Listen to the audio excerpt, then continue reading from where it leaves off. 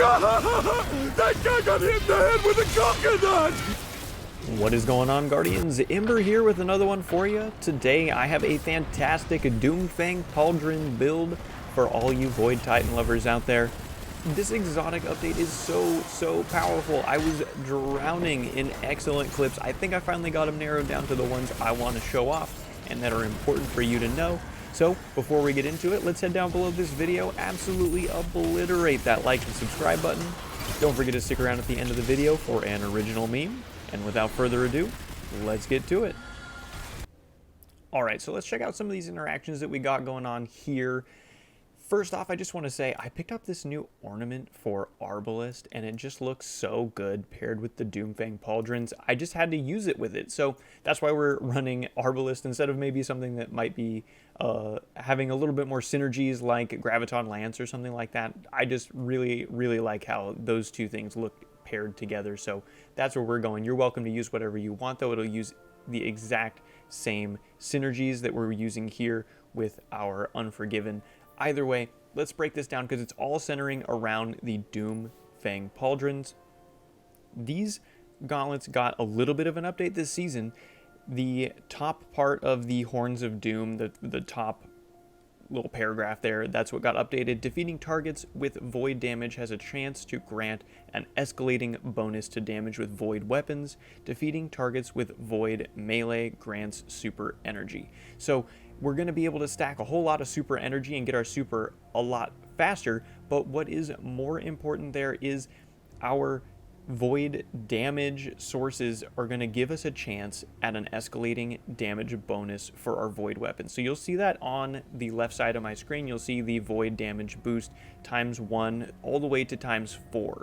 And it is just a little bit tricky to get it to proc as often as I would like it to. You know, it is truly a chance, but once you do get it ramped up all the way to ×4, every single kill will refresh your 10-second timer. So you only have to worry about getting there once, and then you can change it, or chain it, I'm sorry, pretty much as long as you need to and have targets in front of you. So let's break down what we got going on in this subclass and how we're pairing everything together.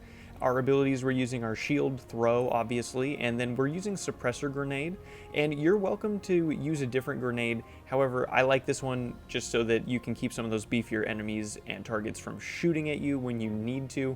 But we're going to break down these aspects. We're running controlled demolition and offensive bulwark, and then the fragments that we're using are starvation, undermining, persistence, and harvest. And you can actually change harvest. So if you're going to change your grenade to something else, I would recommend that you maybe change Echo of Harvest down to Echo of Instability so you can get those volatile rounds for your void weapons. It'll just help you proc that elemental damage boost a little bit more reliably.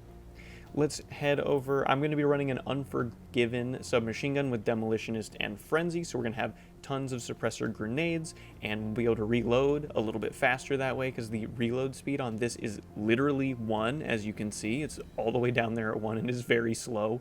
But Frenzy on top of that, so we're stacking Frenzy with our damage buff there. Let's check out some of the mods we have on our armor here, and then our artifact mods here. We are running the Diviner's Scout, the Elemental Orbs Void, the Nautic Tangles, though we are not using a strand weapon, and then a Refreshing Pickups. So now that we have that all out of the way, let's go ahead and check out some of that gameplay.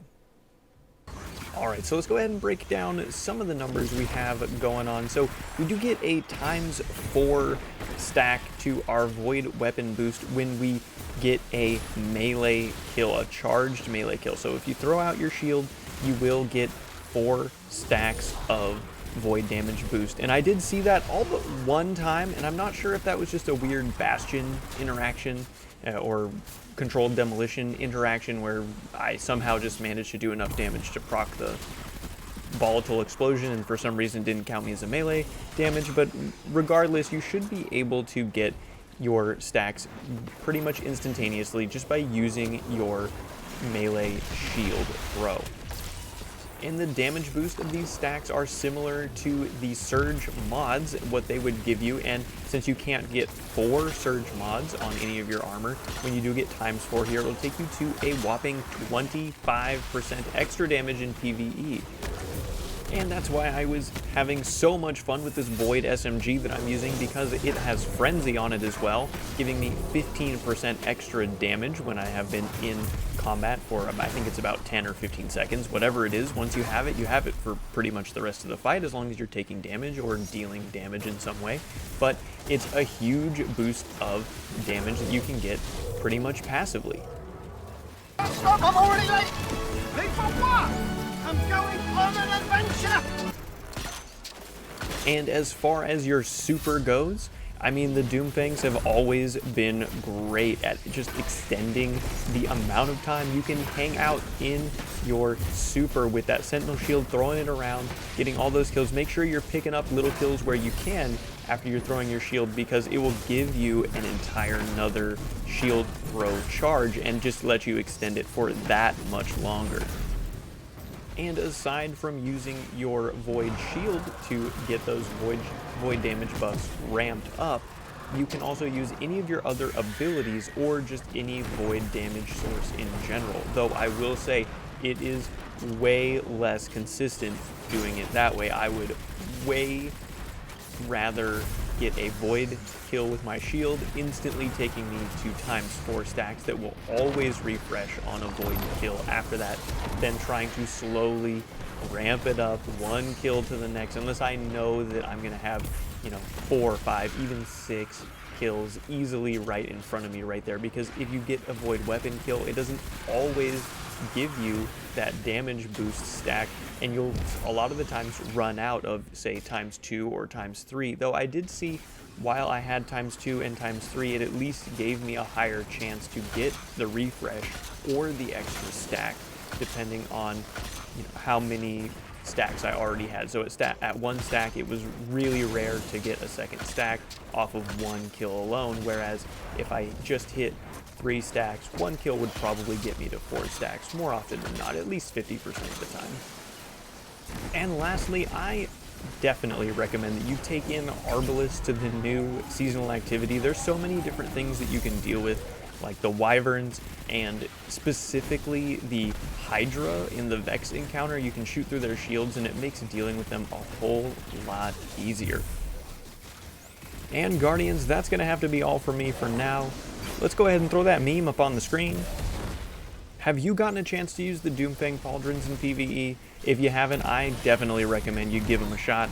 They are super strong right now. Let me know what weapons you look forward to pairing with the Doom Fang Pauldrons now that they've been updated in the comment section down below. And have you been using any of the new updated exotics in Season 22 here lately? Let me know which ones you're having the most fun with as well, and I would love to try them out myself. Thank you again for stopping by, Guardians, and until next time, be without form, swift as lightning.